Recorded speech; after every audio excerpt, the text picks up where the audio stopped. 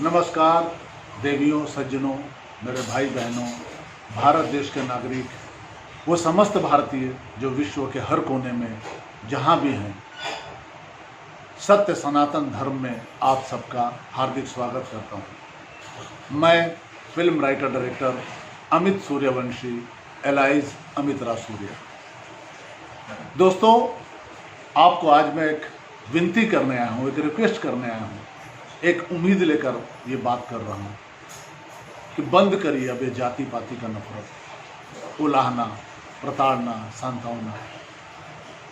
कोई जाति पाति धर्म से नहीं जुड़ा हुआ है, ये वर्ण व्यवस्था है। नफरत इस कदर बढ़ चुकी है कि एक दूसरे के प्रति हम प्रेम नहीं रख पाए हैं। सात्विक गुण, रजोगुण खत्म हो गया है, सिर्फ तामसिक गुण का प्रादुर्भाव हो गया है। उलाहनों से, तानों से, अवहेलनाओं से, हे दृष्टि से देखने से। सबसे पहले आपको बताऊं कि हम सब सिर्फ एक हिंदू, सिर्फ हिंदू बनिए। ब्राह्मण, क्षत्रिय, वैश्य और शूद्र ये वर्ण व्यवस्था है, जाति नहीं है। मेरा अपना मत है, अपना मानना है कि एक माँ बाप के 4 बच्चे थे, 4 बेटे थे। पहले बेटे का मन पूजा पाठ में बहुत ज़्यादा लगता था, तो उसको उन लोगों ने ब्राह्मण की संज्ञा दी। दूसरा बेटा थोड़ा एग्रेसिव था, अग्नि तत्वों की प्रधानता थी, गुस्सैल था, तो वो उसने रक्षा का भार अपने ऊपर ले लिया। हो सकता है फरसा लेकर, भाला लेकर, लाठी लेकर रात भर वो अपने परिवार की पहरेदारी करता होगा, रक्षा करता होगा। क्योंकि आज भी सनातन धर्म में क्षत्रियों का कर्म रक्षा करना है, किसी को मारना नहीं, हत्या करना नहीं, उहेलना करना नहीं, किसी से नफरत करना नहीं। तीसरा बच्चा जो उसने दिमाग लगाया और कई लोगों को बोला, भाई तुम सब्जी उगाओ, तुम धान उगाओ, मैं गेहूं उगाता हूं, अब तीनों मिल बांट के आपस में, तुम भी चावल खाओ, तुम भी रोटी खाओ, तुम भी सब्जी खाओ। तो ये बार्टर सिस्टम शायद उस व्यक्ति ने शुरू किया होगा, तो उसको वैश्य की संज्ञा दे दी गई। चौथा बेटा सबसे छोटा था। अब हमारे संस्कार में जो सबसे छोटा होता है वो उसको हर कोई अढ़ा देता है। अढ़ा देता मतलब ऑर्डर कर देता है और उसका पालन भी करता है। तो वो सबका सेवक बन गया, सबकी सेवा करने लगा, सबसे छोटा था। तो शूद्र की संज्ञा दे दी गई। शूद्र का मतलब नीच या छोटा नहीं होता। झमेला तब शुरू हुआ जब उनके बच्चों ने ये अपने ही भाई बहन को एक दूसरे को ताना देना शुरू किया कि बाप को नहीं देखते तो क्या काम करता है। अब शूद्र का बेटा शूद्र का काम करना शुरू किया। ब्राह्मण ने अपने बच्चों को ब्राह्मणत्व पढ़ाया, क्षत्रिय ने अपने बच्चों को लड़ाई सिखाई, हथियार चलाना सिखाई, युद्ध कौशल सिखाया, रक्षा का भार दिया उनके कंधे को। वैश्य अपना व्यापार में इन्वॉल्व हो गए। यहाँ से गड़बड़ी शुरू हो गई और गड़बड़ी बढ़ते बढ़ते आज इस कदर पहुँच चुकी है। आज जबकि संभाव है हमारा देश, सबके लिए कानून एक बराबर है, लेकिन फिर भी मतभेद क्यों है कि हम सब ये भूल गए हैं कि हम सब सबसे पहले एक हिंदू हैं। कभी भी सर से ऊंचा छाती नहीं होती और धर्म से बड़ी कोई जाति नहीं होती। सत्य सनातन धर्म में हम सब सिर्फ और सिर्फ और सिर्फ एक हिंदू।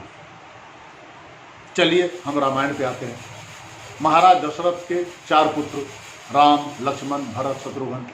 राम का स्वभाव देखिए, ब्राह्मणत्व है, करुणा, दया, वात्सल्य सब उनमें भरा हुआ।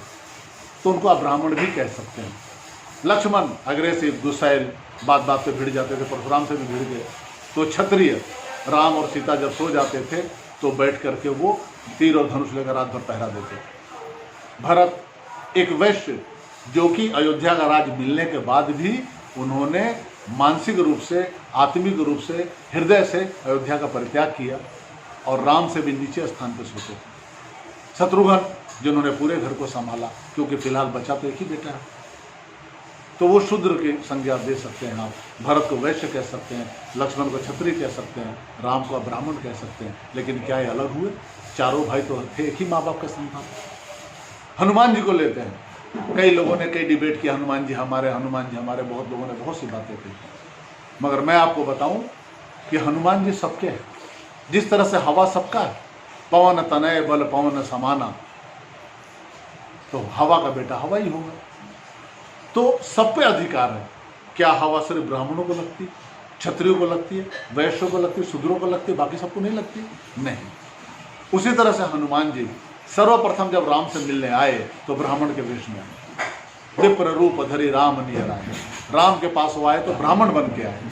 उसके बाद जब वो उनकी सेना में आए, उनके सुग्रीव को राज्य मिला, उसके बाद जब पहुंचे हैं लंका में तो एक क्षत्रिय की तरह उन्होंने युद्ध किया। जिन मोहि मारा ते मैं मारे, सबको उन्होंने आतताइयों को, राक्षसों को मारा। तो क्षत्रिय धर्म का पालन किया, वो क्षत्रिय हो गए वहाँ पे। उसके बाद देखिए कि वो वैश्य बहुत बड़े थे। वैश्य इन द सेंस कि आप देखिए कि पूरे लंका का सुंदरकांड में आपको पता चलेगा कि तेल रावण की, कपड़े रावण के, घी रावण के और जलाई भी रावण की। अपने मालिक का एक ढेला भी खर्चा नहीं होने दिया। तो ये बहुत बड़ा बिजनेस मैनेजमेंट का उदाहरण है कि दुश्मन को दुश्मन के चीज़ों से ही उनको नष्ट किया। नष्ट नहीं किया बल्कि एक सबक दिया कि जिसका दूत एक वानर रूपेण हनुमान आपका इतना नुकसान कर सकता है, तो सीता नहीं दोगे तो राम का क्या हाल होगा। चौथा, उन्होंने कितनी सेवा की, सेवक के रूप में जग जाहिर है। तो क्या हनुमान जी शूद्र भाव, लेकिन शूद्र का मतलब नीच नहीं होता।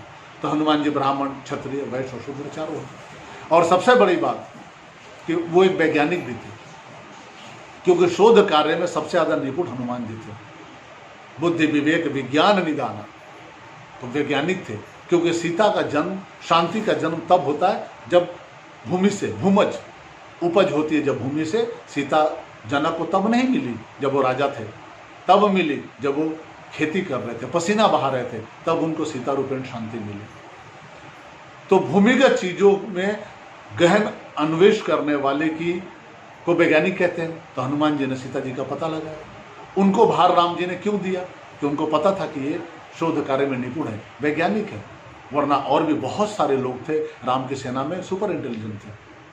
सुग्रीव थे, जामवंत थे, और भी बहुत लोग थे। लेकिन क्यों हनुमान जी को दिया गया? क्योंकि वैज्ञानिक तत्वों में सबसे ज्यादा माहिर और निपुण हनुमान जी थे। और उन्होंने देखिए ठीक सिस्टमेटिक वे में सीता जी का पता लगाया। इसलिए दोस्तों, मेरे आपसे हाथ जोड़कर विनती है कि सब छोड़िए, सिर्फ हिंदू बनिए। सर्वप्रथम हम सिर्फ हिंदू हैं, हिंदू हैं, हिंदू हैं। नमस्कार।